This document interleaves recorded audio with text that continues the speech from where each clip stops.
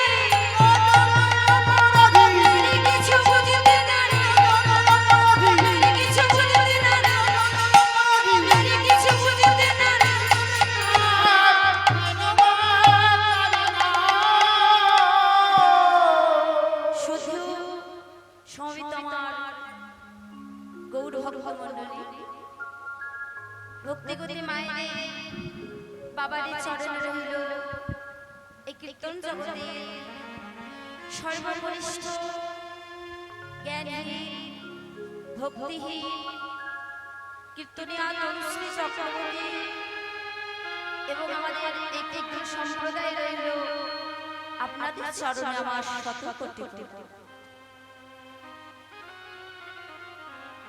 সবাই আমরা দূর দূরান্ত থেকে এই যে জয়দেব ধামে উপস্থিত হয়েছি, তাই না?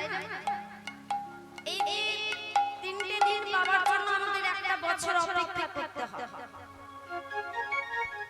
এত এত মানুষ এসে সবাই এই জয়দেব ধামে আসেন কি জন্য?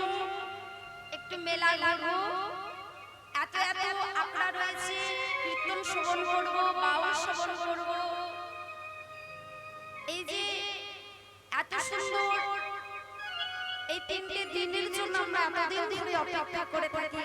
সবার সঙ্গে দেখা হবে, কত আনন্দ হবে, কত মজা হবে, তাই না? তাই আমরা সবাই মিলে আজ জয়দেব ধামে উপস্থিত হয়েছি। তাই সময় তো অল্প, অল্প সময়ের মধ্যে আমরা যেটুকু গৌর কথা, কৃষ্ণ কথা সাধন করব, গুরুদেবের কাছ থেকে যেটুকু শিখেছি আপনাদেরকে শ্রবণ করাবো।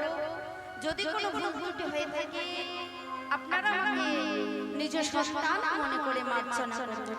নিতাই গৌর প্রেমানন্দে হয়ে তাই আজ কলিযুগের ভগবান কি গোমা আপনারা সবাই জানেন যে 4টা যুগ আছে, তাই না?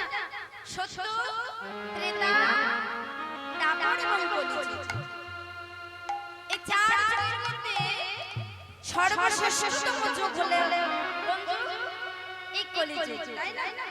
কেন হলো? অন্যান্য যুগে যাগ যজ্ঞ করে ভগবানের কৃপা লাভ হতো, কত মুনি ঋষিরা যাগ যজ্ঞ করত, ধ্যান করে তপস্যা করে ভগবানের কৃপা লাভ হতো। কিন্তু ভগবান দেখলেন কলিযুগের মানুষেরা এত কষ্ট করতে পারে, এত কষ্ট করে যাগ যজ্ঞ করতে পারবে না, আর ধ্যান করতে আমরা একদিনও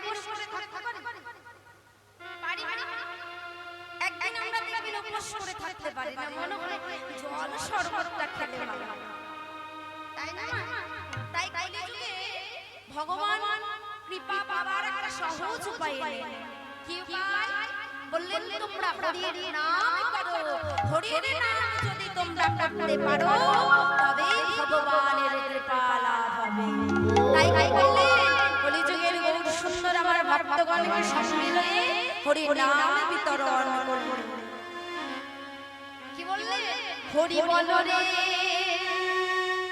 হরি বলো রে, হরি বলো রে, বলো রে, হরি বলো রে, হরি বলো রে,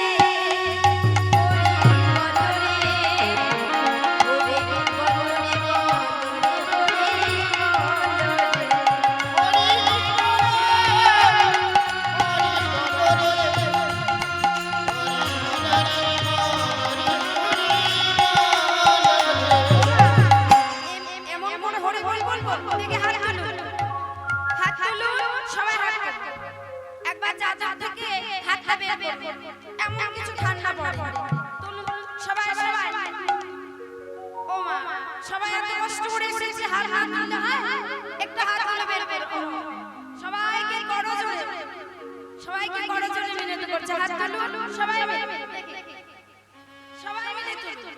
হরি বলো রে,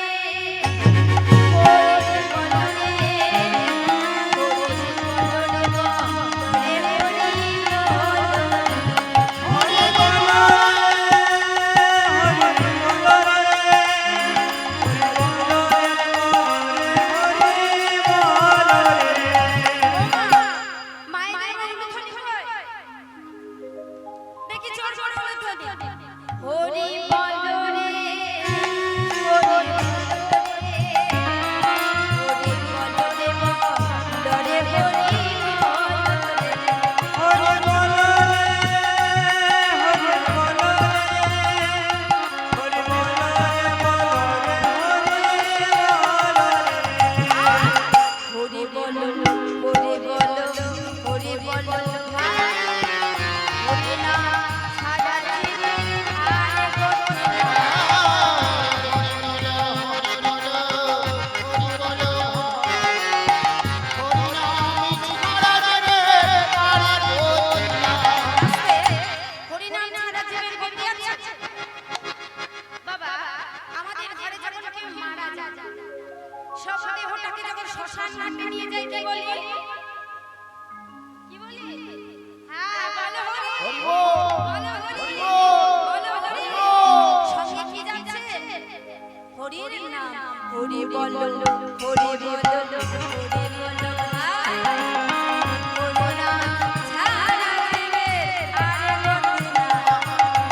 হরি বলো, হরি বলো, হরি বলো, হরি নাম ছাড়া জীবের আর গতি নাই।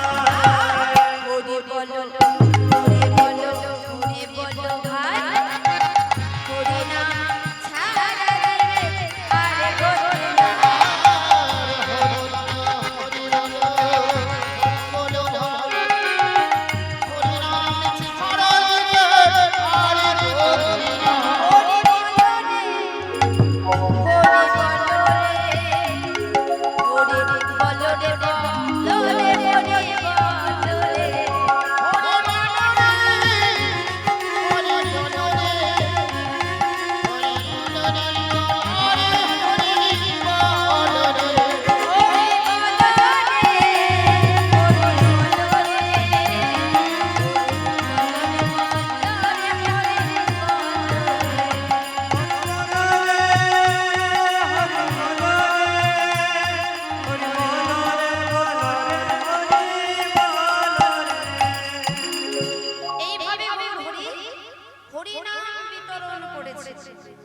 হরিনাম বিতরণ করবার জন্য জীবের দুয়ারে দুয়ারে হরিনাম দেবার জন্য কি করেছিলেন?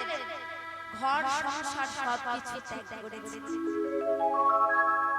24 বছর বয়সে তিনি সংসার ত্যাগ করে নবদ্বীপ ছেড়ে চলে গিয়েছিলেন। কেন গো? এই যে পাপা হত কলির জীবকে নাম প্রেম দিয়ে উদ্ধার করবার জন্য আজকে যে লীলাটা একটু আস্বাদন করব সেই লীলাটার নাম হচ্ছে অগ্রদ্বীপের গোপীনাথ বা পুত্ররূপী ভগবান। এই লীলাটা আস্বাদন করব। এই সন্ন্যাস গ্রহণের কথাটা কেন বললাম? এই লীলাটা হয়েছিল গৌর হরি সন্ন্যাস নেবার যখন সন্ন্যাস গ্রহণ করে চলে গেলে, নবদ্বীপ ছেড়ে চলে গেলে, তারপর এত এত অগণিত ভক্ত আমার গৌর হরির কৃপা পেয়েছিল। তাদের মধ্যে একজন ভক্ত হচ্ছে যার নাম হচ্ছে গোবিন্দ ঘোষ। সেই গোবিন্দ ঘোষের কথা আজ আমরা আস্বাদন করব। তাই কি হলো, গৌর হরি বাবা ভক্ত কলির জীবকে নাম প্রেম দিয়ে উদ্ধার করবার জন্য নবদ্বীপ ছেড়ে চলে গেলেন। আর যখন চলে গেলেন, বিশ্বপি আমার দেখছি আমার প্রভু, আমার প্রভু কিন্তু দেখতে পাচ্ছি না। স্বয়ং মন্দিরে তখন প্রভু কোথায় চলে গেল? ছুটে ছুটে গিয়ে মাকে বলছে, মা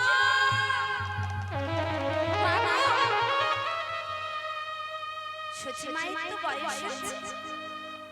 আস্তে আস্তে এসে দরজাটা খুলে বলছে, বৌমা এত সকালে তুমি কি করছো? তুমি কি জন্য এসেছো? মা জানা কি হয়েছে? জানা আমার প্রভু আর নেই। কি বলছো? আমার মনে হয় আমার নিমাই বলে শ্রীবাস শুনে গেছে। ও বাবা, প্রত্যেকদিন তো শ্রীবাস হরিনাম সংকীর্তন হতো, শ্রীবাস শুনে গেছে। ছুটে ছুটে মা চলে যাচ্ছে শ্রীবাস। দেখছে কি? দেখছে শ্রীবাস ডাকছে, শ্রীবাস।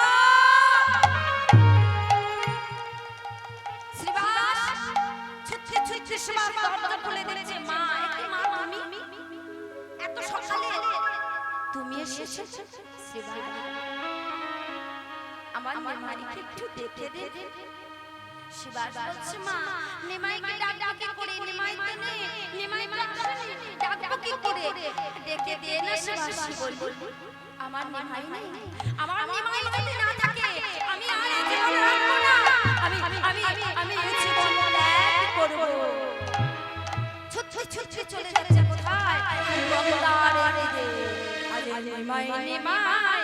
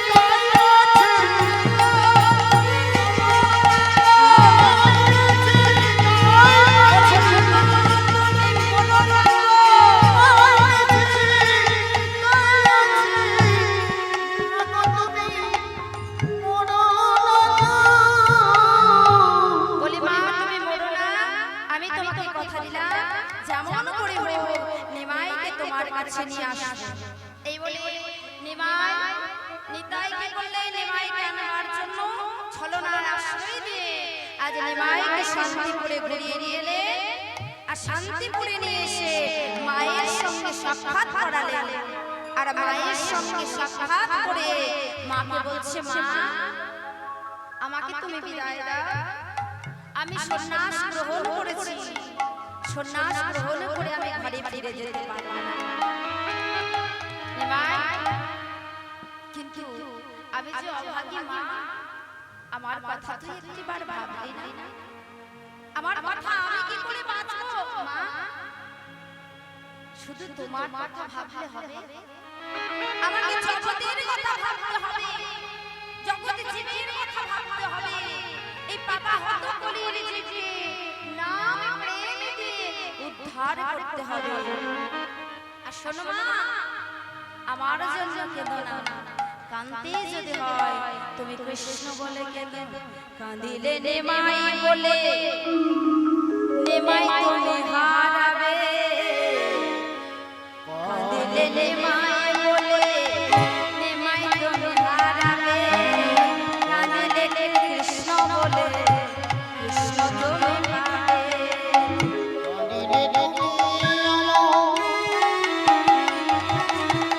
নেমাই তুমি হারাবে, কাঁদিলে শ্রীকৃষ্ণ বলে কৃষ্ণ তুমি পাবে।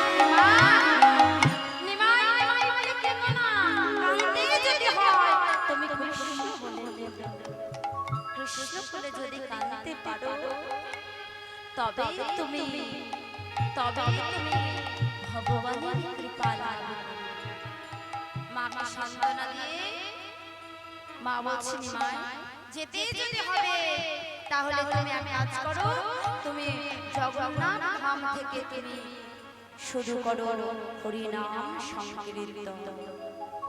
নিমাই কি করলেন? চলে গেলেন জগন্নাথ ধামে। আর জগন্নাথ ধামে গিয়ে অগণিত ভক্ত আমার চলে গেলেন কোথায়? সে জগন্নাথ ধাম। কীর্তন গান শুনছেন, খুবই ভালো। সত্যি তো আমরা এখানে আমরা আপনাদের কাছে সময় চেয়ে নিয়েছি। এই যে কীর্তন হচ্ছে আপনারা শ্রবণ করছেন, আমাদের এখানে সেবা চলছে। সেই সেবার যারা আমাদের সাথে সহযোগিতা হাত বাড়িয়ে দিয়েছেন, আজকে এমন একজন আছেন আমাদের সাথে আজকে এখানে এসেছেন, ওনাকে আমরা পেয়েছি, খুব গর্বিত বোধ করছি। অমিত বাবু এসেছেন, মিশন হাসপাতালে এইচআর মহাশয় অমিত বাবু, ওনাকে আজকে পেয়েছি, আমরা খুব আনন্দিত হচ্ছি, গর্বিত হচ্ছি, ভালো লাগছে। ওনাকে আমরা আজ বরণ করে নেব এবং বরণ করবেন আমাদের পরমানন্দ দেব মহাশয়। জয় জয় নিতাই গৌর হরি হরি হরি হরি হরি হরি।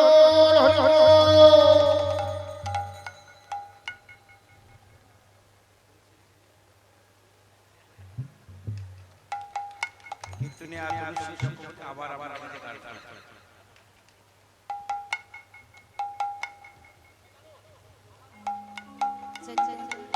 নিতাই গৌর প্রেমানন্দে হরি হরি বল, হরি হরি বল, হরি হরি বল। তাই নিমাই কি করলেন? নিমাই গেলেন কোথায়?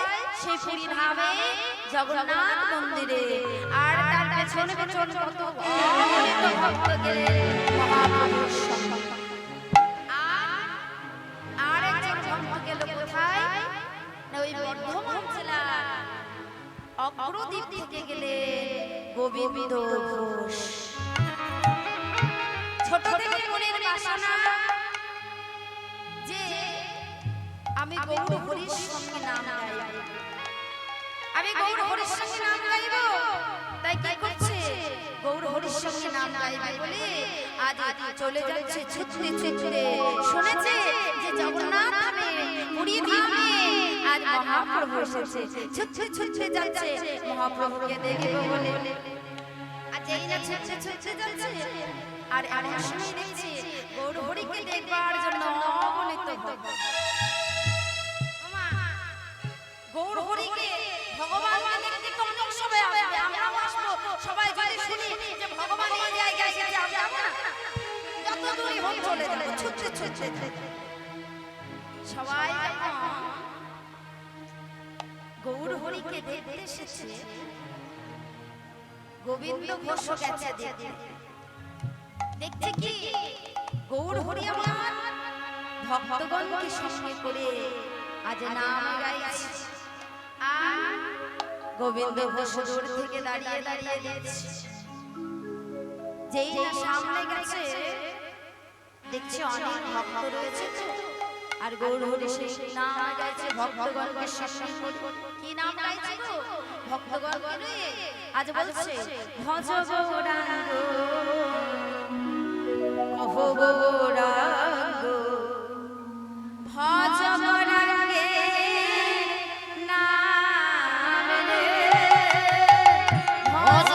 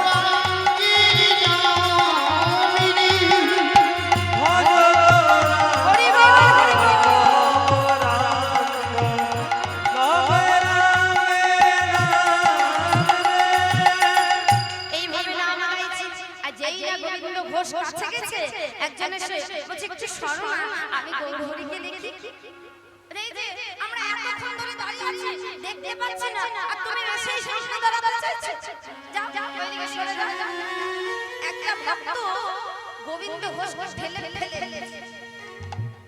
আর যেই না ফেলে দিয়েছে গোবিন্দ ঘোষ নয়ন জলে ভাসতে ভাসতে কেঁদে কেঁদে একটু দূরে দাঁড়িয়ে আছে।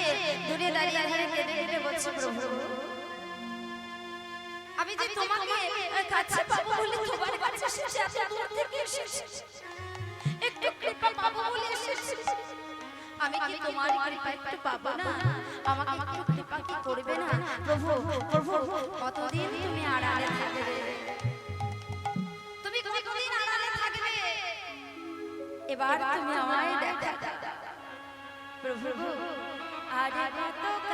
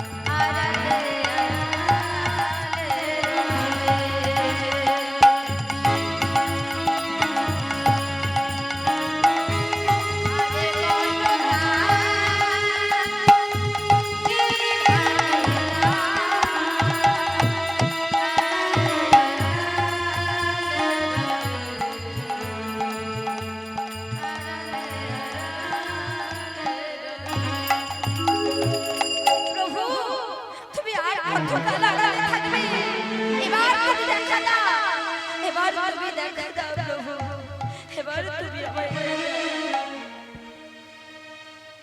যেই না আমাদের গৌর সুন্দর ডাক শুনতে পেয়েছি, ভগবান সব সইতে পারে, কিন্তু ভক্তের নয়ন জল ভগবান সইতে পারে না। একদিন দেবশ্রী নারদ প্রভুকে বলেছিল, প্রভু মতে কি দিলে তুমি সন্তুষ্ট হও? ভগবান বলেছিল, মনিবর মতে যদি কি আমাকে মিষ্টান্ন দিয়ে ডাকে তাতেই আমি সন্তুষ্ট প্রভু। সেই ভক্তের কাছে যদি মিষ্টান্ন না থাকে সে তাহলে তোমাকে কি দেবে প্রভু?